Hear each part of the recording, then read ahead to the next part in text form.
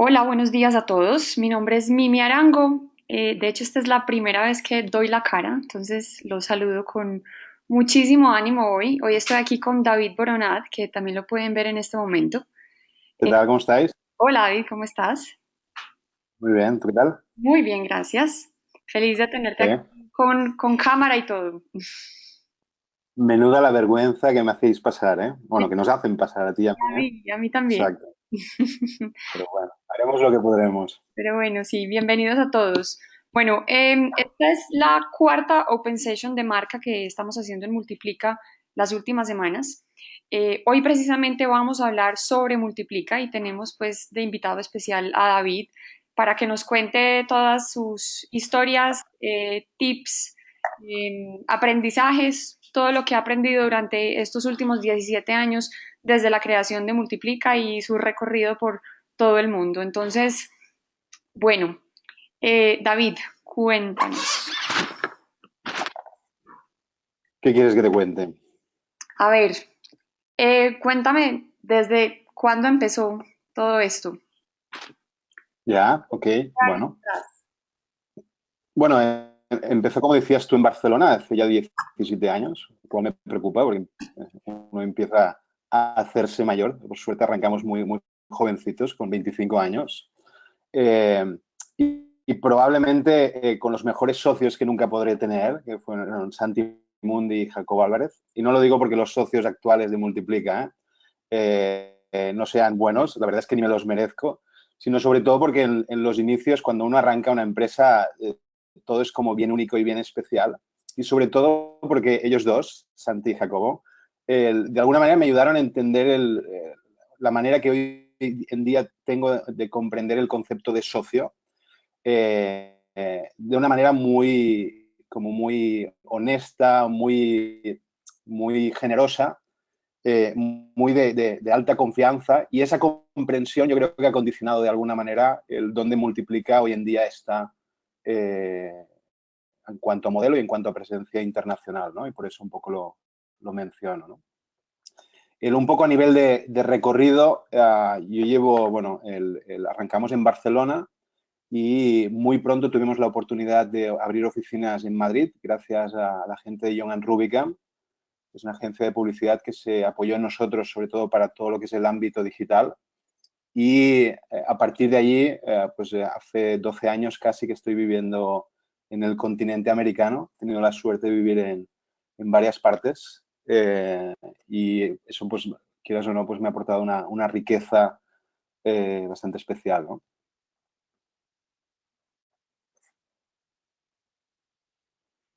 Mimi, no te estoy escuchando, no sé si soy yo. Disculpa, ¿tú me oyes bien a mí? Culpa, sí, tenía el mute. Eh, Ok, ok. Definitivamente has recorrido muchos lugares, empezaste en Barcelona, ya no estás allá hace varios años, luego pasaste por Santiago de Ujú. Chile, por Miami, por San Francisco, Nueva York, Ciudad de México, entiendo que también viviste un tiempo en una playa que se llama Puerto Escondido y ahora San Clemente, Ujú. California. ¿Por qué tantos lugares? Ya. Bueno, la verdad es que eso me lo pregunto yo, ¿no? ¿Por qué tantos lugares, no?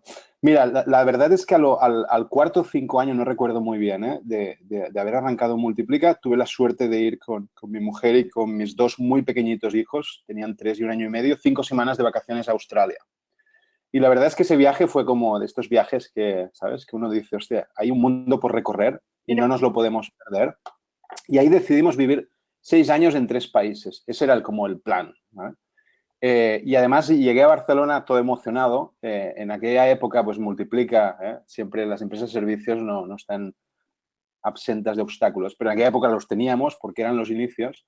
Y además recuerdo que les dije, ¿no? Que me iba, que había tenido un pequeño sueño, que era que veía Multiplica en los próximos 7 años en 7 ciudades del mundo, ¿no?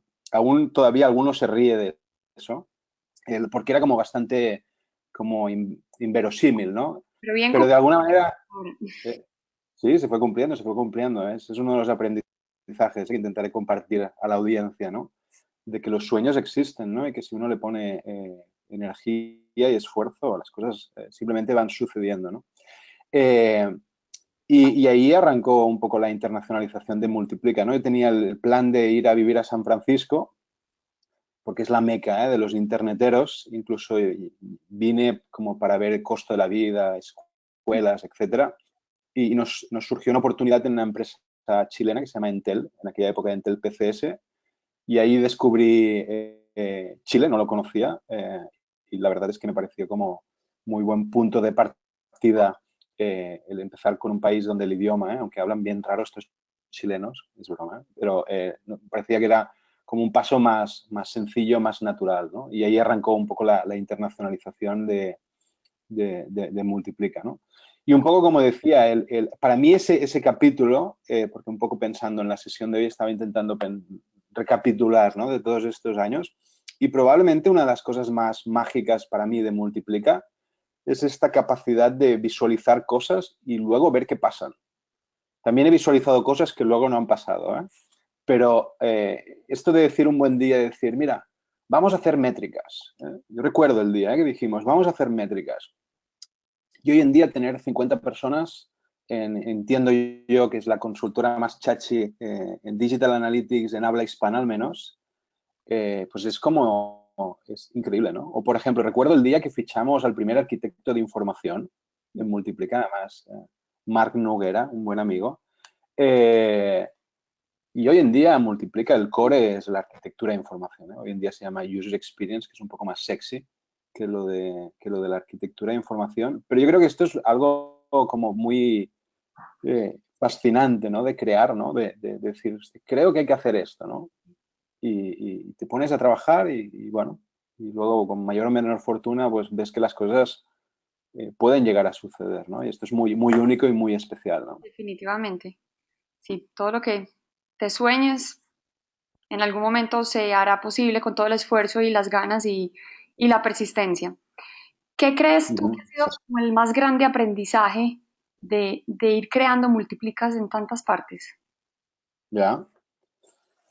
Mira, cosas que he aprendido es que cuando llegas a un lugar nadie te está esperando.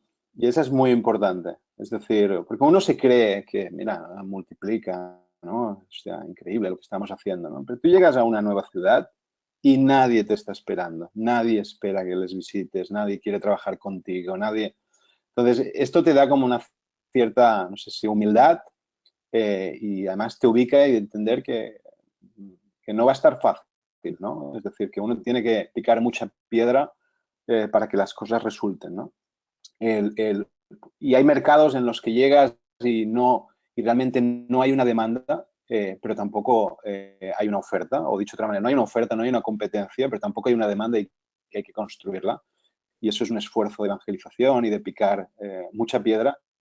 Y hay otros mercados en el que sí que hay oferta, sí que hay demanda, pero que el nivel de competencia es alto y te tienes que preguntar un poco por qué te van a contratar a ti y no a otras empresas, ¿no? Esa es una de las cosas que he aprendido, ¿no? Después, el tema de las diferencias culturales es fascinante, ¿eh? Me Porque imagino. cuando uno ve, y no sé si te pasa a ti, yo veo Asia y veo todos los asiáticos son iguales, ¿no?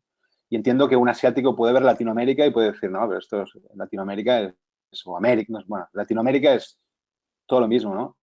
Y las diferencias entre un chileno y un peruano y un colombiano y un mexicano son Aunque todos hablemos espectaculares. el mismo español, son Sí, visiones sí, muy distintas y formas de distintas. hacer las cosas completamente diferentes.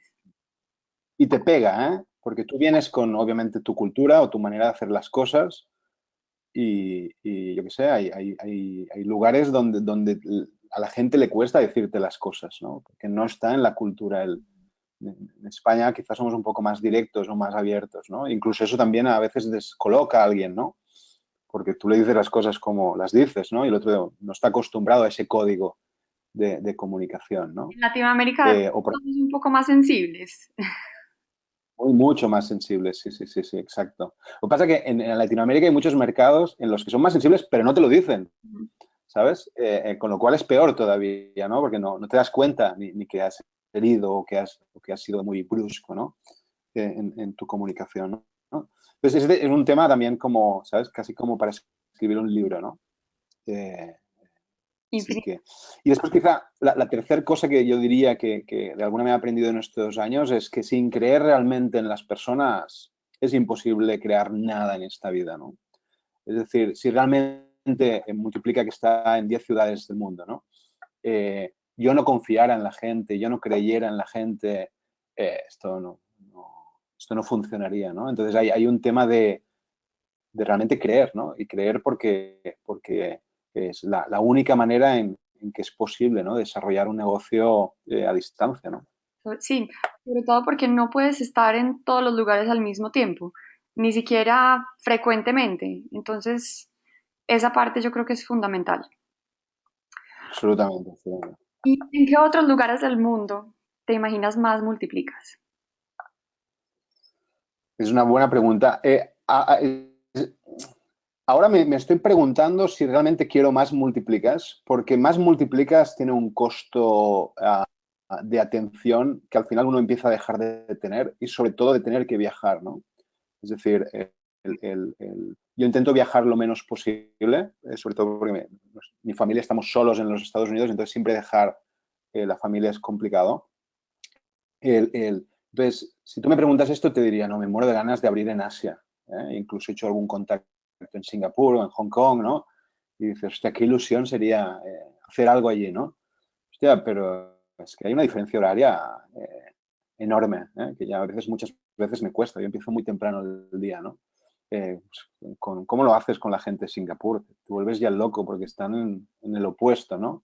O si tienes que empezar a cómo viajar, o sea, son viajes bastante complicados, ¿no? Pero bueno, por pedir, yo diría Asia, sin lugar a dudas. Me apetecería. También me gustaría hacer cosas en Londres. Me parece que es una plaza madura, pero bien interesante. Ujú. Y en Multiplica yo tengo una espina clavada muy grande de este porte, que es Brasil. En Multiplica abrió Brasil hace ya bastantes años y al cabo de 4 años, después de que todo el mundo cada año me dijera cierra, cierra, cierra, y yo por eterno optimista decía no, que este es el año, este es el año, al final eh, tuvimos que cerrar, ¿no? Y Brasil a mí me parece que es un país fascinante y por tanto el hecho de hacer cosas en Brasil también me parecería muy, muy atractivo, ¿no? Vale. Bueno, ¿cómo ves las cosas hoy en Multiplica? ¿Cómo va? ¿Ya? Ok.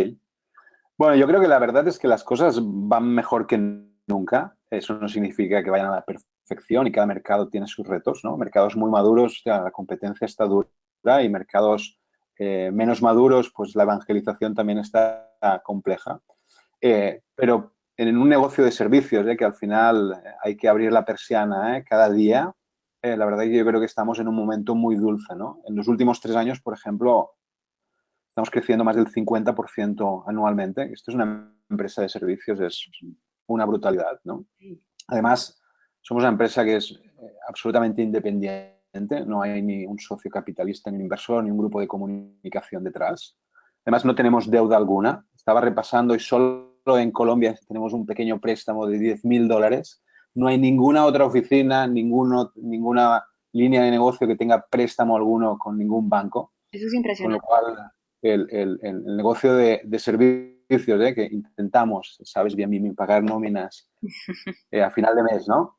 Y que los clientes te pagan cuando quieren, vamos a decirlo, cuando pueden, ¿eh? Pero muchas veces da la sensación que es cuando quieren, que realmente es complejo, ¿no? Y después también yo creo que lo más interesante es cada año, sabes que estamos haciendo esta encuesta al equipo, es una encuesta 100% anónima, con lo cual no tendrían por qué mentirnos. Ujú. Y la verdad es que las puntuaciones son muy, muy buenas, ¿no? En satisfacción el equipo dice que está en un 8.4/10, lo cual a mí me parece una muy buena nota. No sé tú, pero yo en la universidad no sacaba esas No, notas. ojalá.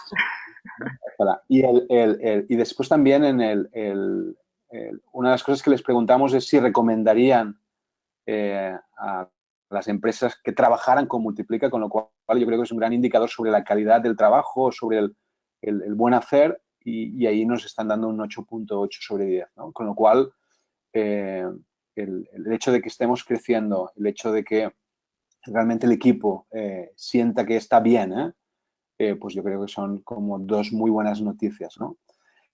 Y después no hay día que no se nos acerque alguien con ganas de que le ayudemos a desarrollar su negocio en un determinado mercado en el que estamos o con una idea o una nueva línea de servicio que podríamos ofrecer. Hoy en día, más allá de Multiplica, pues está Metriplica, está en común en el mundo del Design Strategy, está contento en Inbound Marketing, está a punto en la App User Research. En México estamos a nivel de Performance Marketing con Buen Lead, con Actual Sales en Chile. Y después ahora nos estamos inventando estos formatos de Multiplica Academy, que son estos programas de formación en UX, y ahora estamos lanzando una batería de cursos en Analytics también. Y después en México estamos como empezando como a diseñar un Multiplica FinTech para tener una propuesta mucho más contundente en ese nicho, y también Multiplica Factory para ayudar a nuestros clientes, sobre todo en delivery, ¿no? Con lo cual, bueno, retos y oportunidades y cosas de las que alegrarnos muchos.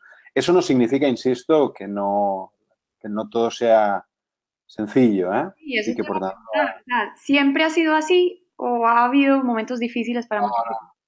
yo te diría que nunca ha sido así, ¿eh? Por eso, cuando a veces veo que en alguna oficina se está sufriendo, me medio, con permiso, que nadie se me ofenda, me medio río, porque de alguna manera llevo sobre todo el primer tramo de cuando creas una empresa, que ha sido realmente de difícil a muy difícil, ¿vale? Las perspectivas te cambian absolutamente, ¿no? Piensa que cuando arrancamos Multiplica teníamos 25 años, con casi sin experiencia empresarial, sin dinero en inversión y, por tanto, sin margen de error. Es decir, te falla un cliente o no te paga un cliente y tienes que pedir disculpas al equipo Ujú. porque no va a cobrar puntualmente en ese mes. Claro. Entonces, hoy en día estamos en un momento como muy distinto. Pero yo creo que en cualquier caso, esa pasión digital que hemos demostrado, que corre por nuestras venas, sobre todo muchas horas y altas dosis de confianza, especialmente en los peores momentos, nos han llevado un poco a una dinámica como bien distinta, ¿no? Donde al menos sentimos que las ideas las tenemos más claras, no 100% claras, y muchas veces muchos de los directores me reclaman mayor claridad sobre determinados aspectos y tienen probablemente razón, pero viendo la perspectiva de dónde estábamos a dónde estamos ahora, la verdad es que estamos en un momento muy dulce, ¿no? Y bueno, y en ese sentido, ¿cuáles crees que tú que sean las claves de este buen momento de Multiplica? Mira, yo creo que lo más increíble que hemos conseguido construir, y esto quizá la gente no es capaz de verlo desde fuera, es sobre todo el equipo que hay en Multiplica, ¿no? Y cuando hablo del equipo, no solo del talento, sino la buena onda de la gente, ¿no? Y además es algo que se repite en todas las oficinas. O sea, es absolutamente increíble. O sea, una de las cosas más espectaculares y el retorno más grande para mí de Multiplica es cuando tengo la suerte de visitar oficinas y ver el ambiente, el buen rollo, la gente, lo sana que es. Y yo creo que sobre esto se construye un marco de confianza que hace que las cosas sean como mucho más fáciles y mucho más llevaderas, ¿no? ADN Después yo Multiplica. creo que, perdón, Algo así como el ADN Multiplica. sí, absolutamente, absolutamente, que probablemente le sucede a muchas otras empresas Sí, de servicios, porque al final somos empresas de personas, pero que puedo asegurar, y tú puedes dar fe que esto se da en todas las oficinas de Multiplica, totalmente. ¿no? Yo creo que como claves quizá estaría pensando quizá en tres, ¿no? Una es, hemos ido construyendo con el tiempo un modelo de vinculación con socios y con partners que de alguna manera empujan cada una de las líneas de negocio y cada una de las oficinas con el mejor de los cariños. Algo que a veces los directores me reclaman es, hostia, esto es como muy complejo, contento, en cómo multiplica, pero yo algo que les transmito es que el hecho de haber ido creando este ecosistema lo que está permitiendo es canalizar una energía muy especial por parte de las personas que de alguna manera lideran o empujan, y por tanto está permitiendo crear y consolidar líneas de expertise muy claras. Después, también el hecho de que en Multiplica siempre hemos querido ser como bastante puristas en que Multiplica se especializara en user experience, yo creo que también es una de las claves del éxito. Es muy tentador y a muchas empresas de servicios les pasa, ¿no? Que quieren hacer de todo, ¿no? Y cuando intentas hacer de todo, no sé si haces todo de bien. Y por tanto, el hecho de intentar tener un discurso claro y compacto, no exento de discusiones, de si realmente tiene que ser el camino, o al menos en cada mercado, pero sí que yo creo que es una de las claves del éxito.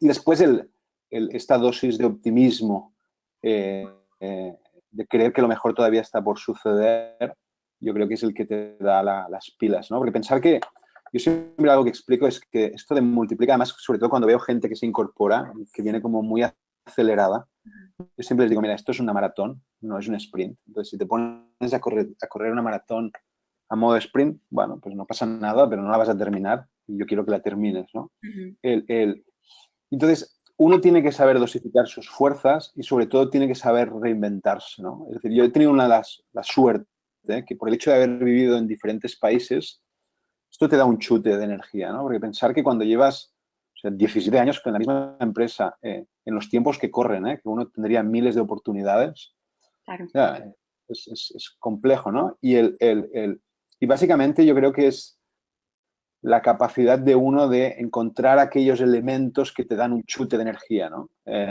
Por ejemplo, en mi caso, pues yo qué sé, un buen día me inventé la palabra persuabilidad, que nadie le ha hecho mucho caso, ¿eh? Hostia, a mí yo creo que eso me duró 2 años de energía, ¿sabes? De vamos con la persuabilidad, ¿no? O el día que yo qué sé, que llegas por primera vez a Estados Unidos, ¿no?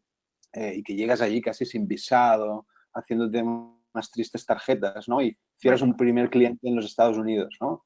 Hostia, entonces, cada uno en su lugar tiene que saber encontrar aquellos elementos que son los que de alguna manera te dan tanta ilusión que es como que puedes con todo, ¿no? Yo creo que es una de las claves del éxito en general, ¿eh?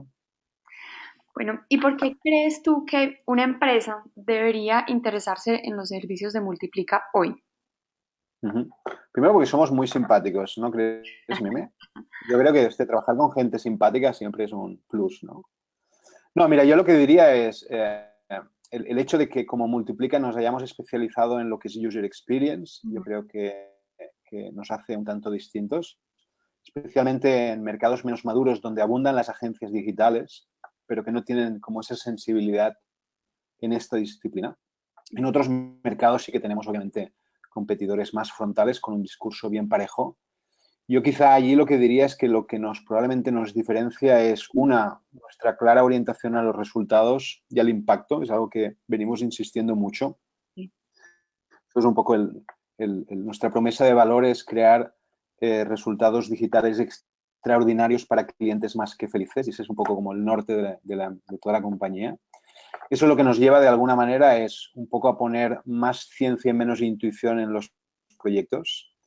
Por tanto, este componente más de analytics que incorporamos al mundo del UX y este mundo más del conversion optimization, yo creo que nos pone en un eje un tanto distinto. Ujú. El hecho de que realmente nos sintamos marqueteros, que sabemos de experiencia de usuario, el tema este de la persuabilidad, ¿no? Es decir, yo creo que en Multiplica hay muchas personas que tienen como esta capacidad de prototipar bien, pero intentar de alguna manera leer al usuario, entender al negocio y sobre todo construir el mensaje y volcarlo en una experiencia de usuario, ¿no? Y esto creo que es como bien diferencial, ¿no? Y después hay un par de cosas, tres cosas en las que venimos trabajando, yo diría, especialmente en los últimos 2, 3 años. Uno es, hemos entendido cuán importante es iterar con el usuario en todo momento. Esto quizás es algo que he podido explicar en varias ocasiones, ¿eh? Pero típicamente las empresas o no iteran con usuarios o lo hacen antes del desarrollo, cuando está conceptualizado todo el sitio o la aplicación. Lo que sucede allí es que, como todo el mundo va agotado, pues ya ni se le hace caso al usuario. Como además el proyecto tiene urgencias en tiempo, es como haces 3 ajustes, listo, ¿no? Entonces, lo que estamos intentando en Multiplica es que el trabajo de UX se estructure a modo de sprints Ujú. y en cada uno de los sprints pueda haber algún tipo de iteración con usuarios. Esto lo que pone es al UX designer en una mejor predisposición a escuchar al usuario. También crea mucho lazo con el cliente, Sí. porque obviamente cuando tú te arrancas a prototipar y sabes que en 10 días tienes un primer ejercicio con 4 o 5 usuarios, pues obviamente el cliente quiere ver qué vas a presentar, quiere si puede escuchar las sesiones o quiere estar de alguna manera en las sesiones de feedback de retrospectiva posteriores. Y esto hace que el interlocutor nuestro sea ya parte del equipo, ¿no? Y que por tanto la manera de defender el proyecto eh, internamente con el resto de stakeholders sea como mucho más llevadera, ¿no? Después, y en relación con esto, todo el mundo del agilismo, yo creo que está repensando mucho nuestra industria. Esto de trabajar waterfall, de estar 4 o 5 meses conceptualizando un sitio, ¿no? Y después 6, 9 desarrollándolo, es algo que es cada vez más difícil de justificar. Por tanto, el que desde Multiplica estemos trabajando cada vez más con metodologías que nos permitan trabajar más de la mano con product owners, con empresas de desarrollo desde el minuto uno, yo creo que es un diferencial bien interesante.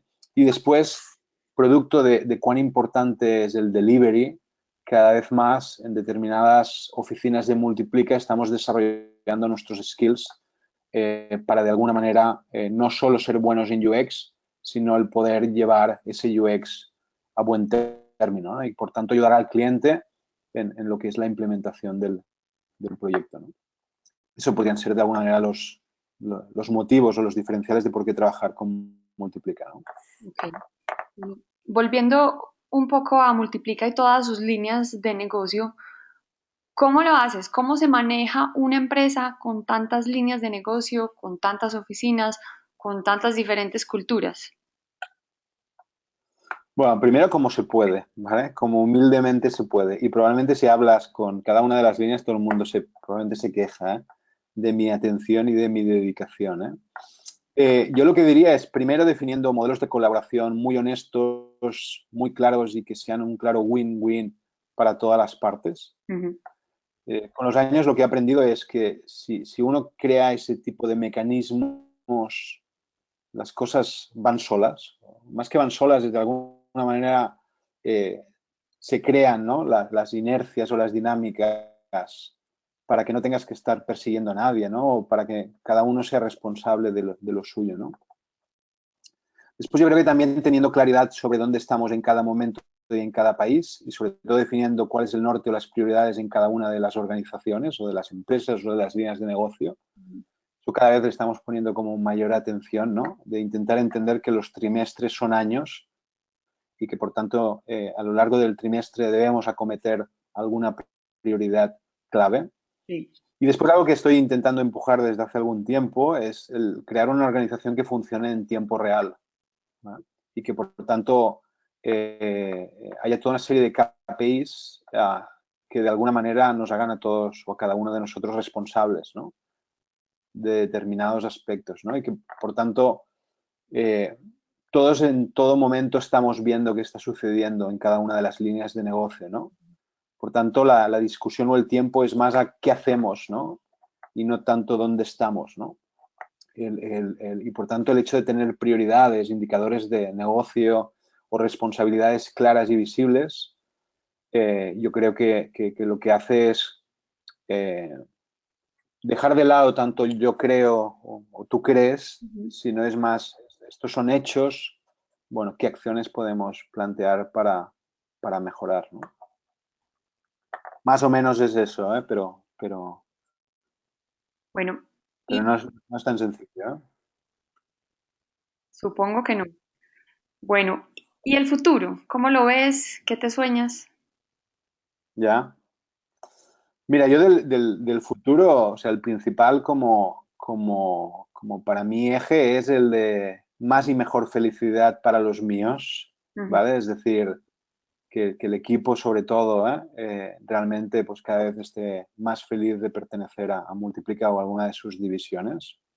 El hecho de que estemos bien o que la encuesta del año pasado nos diga que estamos bien no significa que en el tiempo estemos bien y por tanto esa es probablemente la cosa que más me preocupa, o que más me interesa, ¿no? En cualquier caso, yo diría que el futuro pasa por consolidar mucho de lo que ya hemos hecho. Por ejemplo, el año pasado empezamos a poner energía en Buenos Aires o en Bogotá, por tanto, de alguna manera, mi interés está que empiece esa semilla a florecer.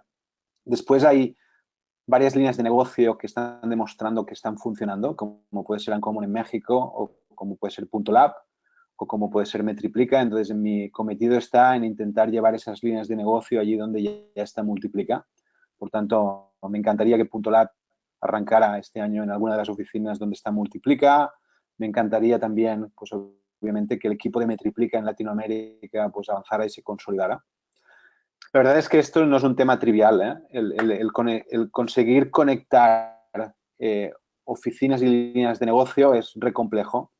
Y crear un ecosistema vivo y altamente colaborativo, probablemente una de las cosas más difíciles, porque uno puede tener como la visión, pero al final las personas tienen que querer y peor todavía, las personas se tienen que entender, ¿no? Es un tema sumamente relevante el hecho de que haya química entre las personas, ¿no? Por mucho que estratégicamente haga sentido que A y B sean mucho más conjuntamente que por separados, si el que lidera A y el que lidera B, pues o sea, no se caen bien, pues simplemente Totalmente. muy difícil, ¿no? Que allí sucedan cosas, ¿no? Eso por un lado. Después yo creo que tenemos una oportunidad muy bonita con todo el tema de Google Analytics 360, y cada vez más las herramientas de Digital Analytics se están abriendo al mundo del experience. Por ejemplo, estuvimos en el Summit de Adobe la semana pasada con Richard Johnson, que es el director de Metriplica América. Somos partner de la suite de Adobe y Adobe se está como convirtiendo, está queriendo ocupar el negocio de la experiencia y de la omnicanalidad. El hecho de que seamos partner de este tipo de soluciones yo creo que nos pone en un punto de partida interesante, sobre todo para desarrollar nuestra capacidad a dar valor a clientes más exigentes o más sofisticados y, por tanto, meternos en temas de personalización, ¿no? En temas más de segmentación, ¿no? Temas un poco más, claramente mucho más avanzados, ¿no? Y después hay un tema que yo siempre intento transmitir, que no sé si sirve, la paradoja, pero muchas veces tienes una escalera de estas portátiles, ¿no? Y muchos la apoyamos, obviamente, en la pared, ¿no? Y estamos súper preocupados de cómo subir, ¿no? Sí. Y no sé por qué creo que es mucho más importante dónde apoyas la escalera. Y además, si tienes a alguien abajo que te está aguantando, ¿no? Entonces, creo que probablemente el futuro pasa por estar como muy atento y muy sensible al cambio de los tiempos.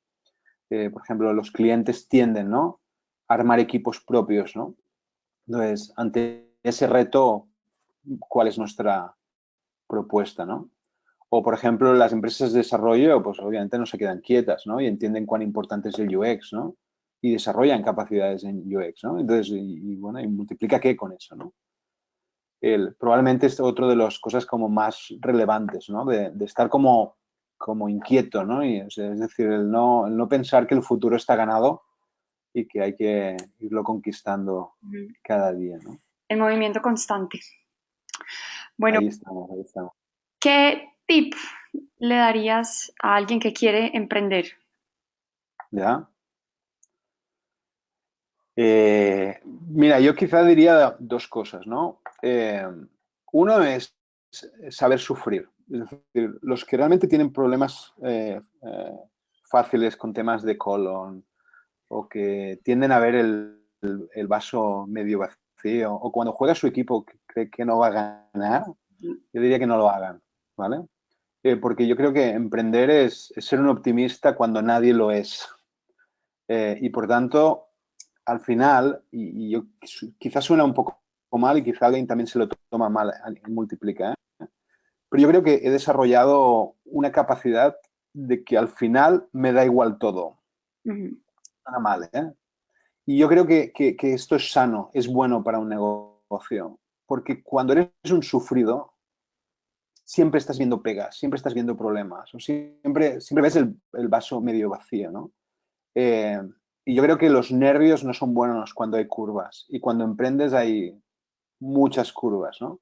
Por tanto, el primer tip que diría es el de saber sufrir, ¿vale? El de tener como esa capacidad de que todo va mal y dices, bueno, yo qué sé, pues no sé, Dejar pasar. pues no sé, pero que igualmente te vayas a dormir y duermas igual de bien, eso es importante. Y después yo creo que también el segundo consejo que diría es el de saber perseverar, ¿no? Es decir, eh, emprender no es sencillo, ¿eh? Y además siempre subestimamos, ¿eh?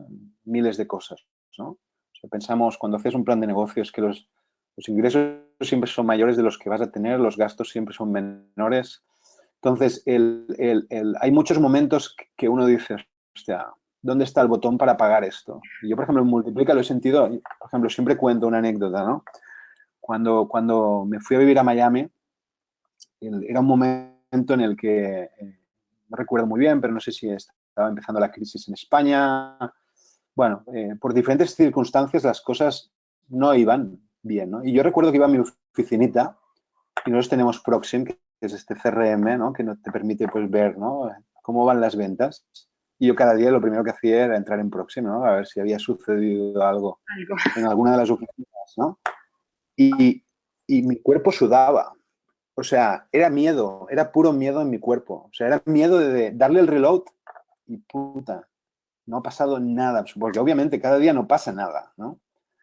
Y yo creo que, ese miedo, que lo he vivido en varios momentos, cuando uno consigue, ¿sabes? Como perseverar, yo creo que al final hay premio, ¿no? Que en la vida el no tirar la toalla, creo, ¿eh? No sé si siempre sí, pero en lo personal y en lo profesional, al final toca, al final hay premio, ¿no? Qué bien, muy bien. Pues David, muchísimas gracias por estar aquí hoy con nosotros, por contarnos como tantas infidencias, abrir tu corazón. Ujú. Creo que, pues aparte de mí misma, pues había muchas personas que quería como escuchar un poco más de, bueno, de dónde nace todo esto, qué hay detrás de tantas oficinas de Multiplica, de tantas personas, de tantas marcas y bueno, y detrás del mismo David Boronat y sobre todo pues que hoy te vemos. Entonces, muchísimas Bueno, gracias por estar y siempre es un placer. Veo que Marisol Vázquez lanza una pregunta a través de la herramienta, está compartir. preguntando cuándo fue que tuvimos el primer arquitecto de información. Bueno, hace bastante tiempo, la verdad, ¿eh? O sea, yo creo que estamos hablando arrancamos en el 2000, probablemente fue en el 2002-2003. Pero bueno, pero como decía, fue una decisión en aquel minuto, ¿eh? Porque el tipo de proyectos que veníamos haciendo eran proyectos o bien un poco más estratégicos o bien más de diseño de web, ¿no? Y donde el tema este de UX pues no era tan relevante, ¿no? Estás en mute, Mimi, otra vez. Eh, Disculpa.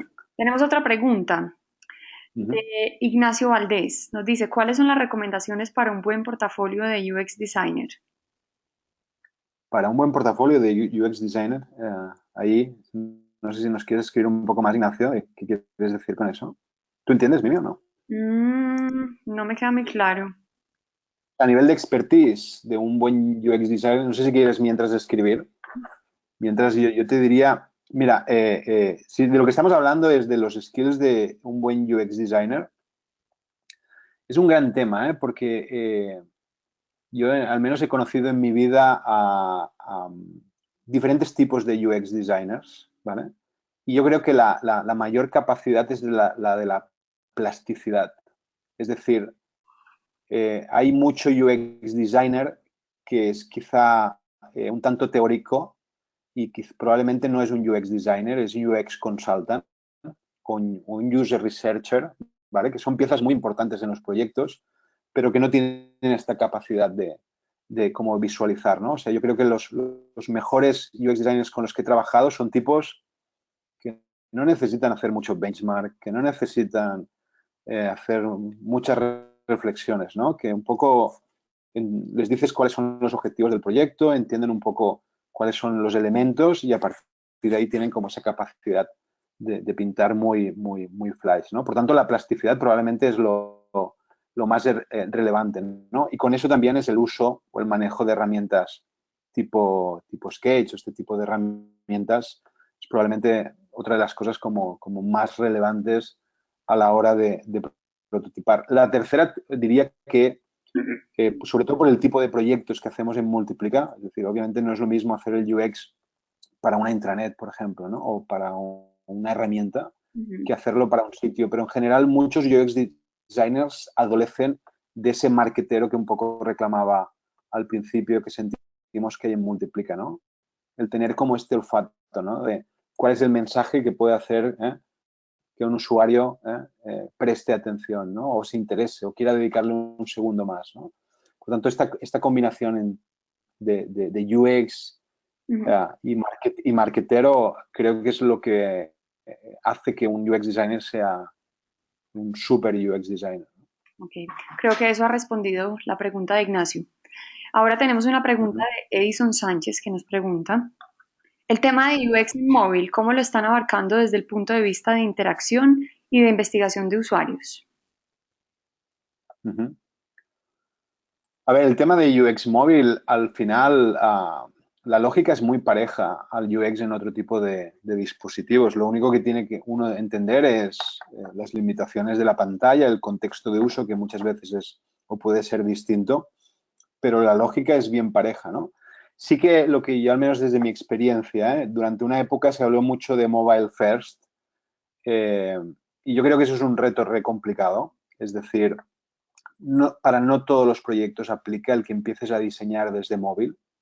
En algunos, al contrario, te lo complica y uno tiene que saber exactamente si es mucho más inteligente partir por mobile o no hacerlo, ¿no? Ese yo creo que es un apunte importante, ¿no? Por el resto de cosas, sí que yo creo que el mundo, sobre todo de las aplicaciones nativas, merece un capítulo aparte porque obliga al UX designer a tener unos skills y un conocimiento sobre aquellos módulos que uno ya puede reutilizar sobre Android o sobre iOS, que hace que la no comprensión técnica te invita a plantear cosas que luego pues son más difíciles de implementar, ¿no? O desarrollar, ¿no? Y el tener un conocimiento más técnico pues te hace un UX más inteligente o al menos más agradecido para los que luego tienen que implementar o desarrollar, ¿no? Vale, muchas gracias. Creo que esa fue nuestra última pregunta. Si hay, veremos si hay una más. Sí, una más de Ignacio Valdés. Ignacio nos pregunta, ¿qué opinan sobre la experiencia de usuario en realidad virtual? Bueno, que es simpática, la verdad que es simpática, pero yo creo que requiere de un esfuerzo editorial y de producción que va a hacer que pocas empresas realmente se la puedan permitir, ¿no? Que sin lugar a dudas va a tener su espacio y su nicho. Hay ámbitos que prefiero no explicar en la charla, en los que seguro que van a tener muchísimo recorrido, eh, pero que no va a ser fácil que encontremos proyectos o clientes en los que trabajar, ¿no? Sí que un mundo que me parece sumamente interesante es, antes de ayer llegó a mi casa Alexa, compré el dispositivo este de Amazon y es brutal, ¿eh? Es brutal. Este tipo de cosas a veces las hago no porque necesite una Alexa, sino como para juguetear con ello Ujú. y tener a alguien a que le dices cosas y te responde. eh, yo creo que nos lleva a un paradigma muy interesante, muy interesante, ¿eh? Así que si tenéis la oportunidad os diría, además la versión esta que tienen la Echo Dot es muy económica, son $50. Ujú. Eh, no entiende el español por ahora, así que hay que hablarlo en inglés. Yes. Y muchas veces a mí directamente no me entiende por mi pronunciación. Pero por ahora está siendo bien simpático, ¿eh? El que estés en la cocina, yo qué sé, y que le puedas decir, avísame en 15 minutos, ¿no? Porque no quieres que se te queme La comida. y que ella crea automáticamente la alarma aunque esté en la otra punta de la casa, ¿no? Es brutal, brutal, ¿no? El hecho que le puedas preguntar cualquier cosa de información, algo que estás discutiendo, ¿eh? Sobre, yo que sé, algún actor o alguna película o cualquier cosa y que te dé la información al momento, ¿no? Yo creo que allí algo está sucediendo que nos va a obligar a entender mucho mejor cómo incorporar la voz a la experiencia, ¿no? Muy bien. Vale. Bueno, David, ahora sí, yo creo que podemos dar por Bueno, terminada esta sesión. Muchas gracias nuevamente. Gracias a todos los que asistieron hoy también y estuvieron compartiendo este buen rato con nosotros. Y bueno, esperamos verte pronto nuevamente para que nos cuentes muchas más experiencias. seguro, ha sido un placer, así que nada, estamos en contacto. Seguimos en Chao. contacto. Chao a todos y los invitamos nuevamente a seguirnos en redes sociales. Ahí estaremos publicando nuestras próximas Open Sessions y bueno, no se desconecten de nosotros. Chao, chao. Chao, chao. Gracias, Miguel. Gracias.